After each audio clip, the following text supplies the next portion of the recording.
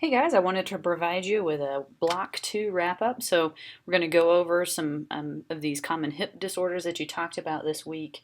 So, we talked about hip OA, we talked extensively about how to diagnose hip OA, and so this is from that Altman criteria, and many of you um, identified this. So, in treatment of hip OA, their systematic reviews really couldn't necessarily recommend manual therapy for hip OA. Our clinical practice guideline that's published in JOSPT gives manual therapy a moderate rating.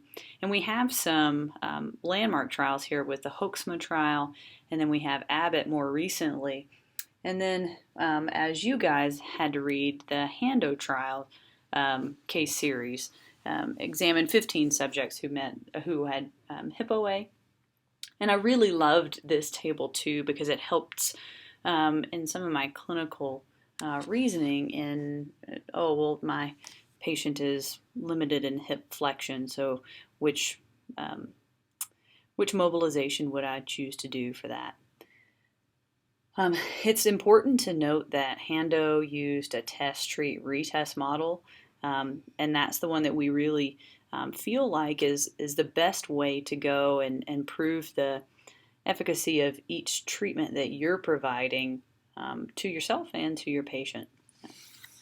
So here are some of the outcomes from the Hando trial, and if you remember, in just a couple slides ago, looking at 115 degrees of hip OA, of hip flexion, passive range of motion. Here is hip internal rotation range of motion. And you can see that afterwards, after their treatment, all of these patients improved their range of motion to where you wouldn't really classify that per the Altman criteria as hip OA anymore. And then there was also hip OA case series by Cameron McDonald, and this also gave a nice table of different hip mobilization manipulation techniques that they used in that trial. And some of the outcomes from McDonald, and again, you can see that 115 degrees and 15 degrees of internal rotation. So you see that many of those at discharge were beyond that range of motion. And that's not necessarily diagnostic in itself or some clinical marker for success. It's just something in my mind that I think is, for me, that's clinically important. So. We didn't really talk a whole lot about this week about the, or some of you did, about management of greater trochanteric pain syndrome. But this would be another thing that you'd see in the clinic pretty often, that someone's coming to you for hip bursitis, and that term is still thrown around a lot. And I'm going to post this article by Mulligan because I think it gave a really nice review and how to test for those structures at fault. And those are typically soft tissue, and how to address those, and then some exercise retraining there. So I'll provide you a link. It is in the shared Dropbox folder as well.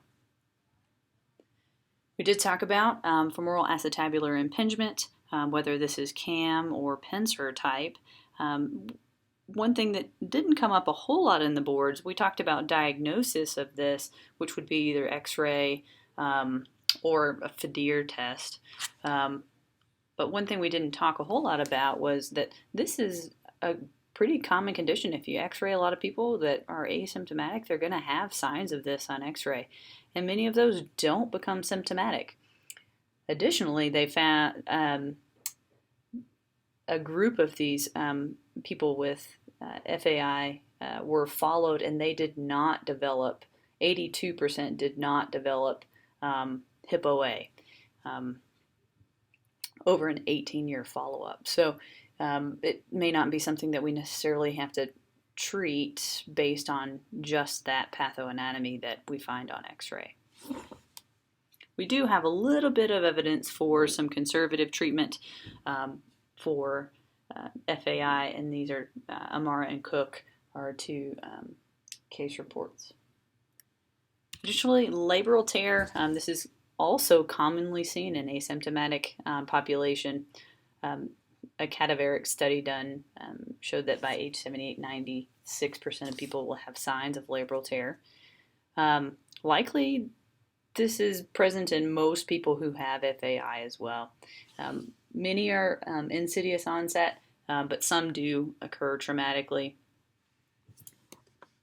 Our diagnosis will fairly conclusively come with MRA. Other tests have good sensitivity, such as Fadir and scour and flexion, internal rotation, but pretty poor specificity. So they could be good to rule that out, but there's not very many tests that are good at ruling in hip labral tear. And then we have some evidence here for conservative treatment of hip labral tears. Okay, and I just wanted to speak a little bit to the concept of placebo and nocebo. And I know that we covered this in Block 1 about our pain neuroscience education, but we still want to be careful with some of the words that we choose. And we know what placebo means, but if you've never heard this term nocebo, it means I shall harm, and it would be educating someone regarding negative things that could happen. This is likely going to hurt, and then that person's probably going to report pain with whatever you're doing. So we can leverage our positive outcomes. So if, instead of saying, well, 30% of hip OA, patients with hip OA needed a hip replacement at 2 years, rather than saying 70% of patients are able to avoid surgery that present like you do. So don't sell your patient short. Don't sell physical therapy short. And one of my favorite phrases from one of my mentors is really, the good news is we can help.